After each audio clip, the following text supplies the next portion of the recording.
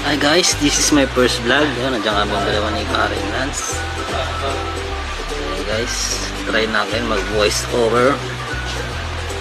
Walang face mask ako dyan kasi dry yung lips ko. Pero ang iikat. Ipo-ipo ng chat si Karen Lance. Ayan. Buntis na daw siya. Ayan, Data Spy Lance. Kanya ang tawa niya, macho daw. Macho. Nasa loob kami ng aeroplano, papunta kami ng Amerika. Ayan na guys.